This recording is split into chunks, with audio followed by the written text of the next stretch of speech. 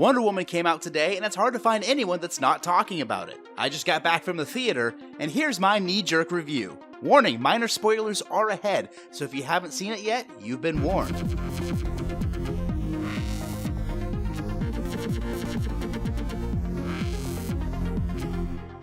First and foremost, I have to get something off my chest. Now take it as you will, since I am a guy after all, but giving Wonder Woman praise just because she's a strong female lead is utterly stupid.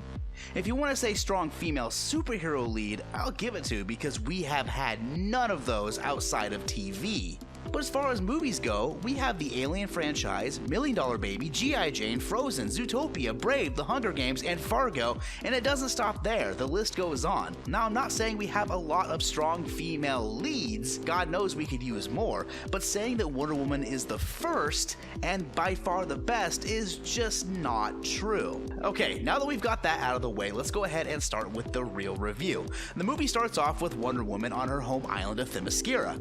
And as far as backstories go, this one's actually not bad. It's short, it's sweet, it's filled with just enough action to keep you hyped for the rest of the movie, and sets up Wonder Woman as a hero. Now, shortly after the jump from childhood up to who she is today, she runs into Steve Trevor, an American spy working for the British. A couple of misunderstandings occur, and it's some really kind of funny stuff, and then Princess Diana and Steve are off the island and on their adventure. The two make a stop in London to pick up some more allies, and for other reasons which I won't say, then it's off to stop the war. Now, my first complaint comes in the form of the 3 new members they get in their group. I have no problem with adding other characters to solo outings, and God knows they're necessary. Looking back at Captain America, we're introduced to Bucky and the Howling Commandos. Now, although they aren't given much to say, they still feel real. In Wonder Woman, we get 3 throwaway characters, and despite giving Diana some insight into the world of men, only one of the characters is actually kind of likable and 3-dimensional. The other 2 offer nothing more than a few funny moments here or there. But again, this is just my opinion, and yours may be completely different. Now the movie continues on, and we get into some action. And I have to say, the fight choreography in this movie is outstanding. Wonder Woman makes every move feel organic and fun, much like Batman's was in Batman v Superman during the rescue scene, and I cannot stress that enough. Of course, this all leads up to the main complaint about the film, and it's not just about the film itself, but other superhero movie films as well. Now, spoilers are ahead for this part especially, so if you don't want to know what happens, skip ahead. Wonder Woman confronts the main villain of the movie and has a pretty epic battle and a very touching moment with Steve Trevor, leading up to the climax, which, like most superhero movies, leads to the death of the main baddie. Now, the reason I don't like this is because it doesn't leave a setup for the bad guy to return. In comic books, the baddie usually escapes or is locked away and lives to fight another day. There's always the looming threat of them returning.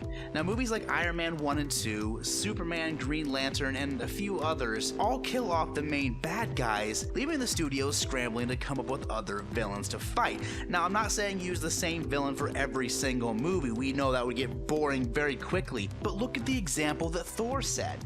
At the end, Loki dies, we think, but comes back in glorious fashion in The Avengers, and then makes a comeback again in Thor 2, and he's back again in Thor 3. Now, of course, we all love this character, and we're attached to him because of his personality, and Tom Hiddleston is just absolutely amazing. But the fact is, they left it open-ended enough for him to come back.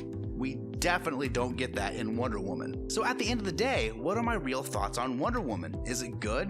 Well, yeah, 100%. Despite my little nitpicks and gripes, this is a very good superhero film, and one that's definitely worth watching in theaters. There's good action, good story, and good character development for Wonder Woman. Even though it follows the trends of the other superhero movies, and I will admit at times feels very Captain America-ish, it's just the nature of putting comic books to film. Wonder Woman is worth the watch and the excitement it brings, and I highly recommend going and checking it out.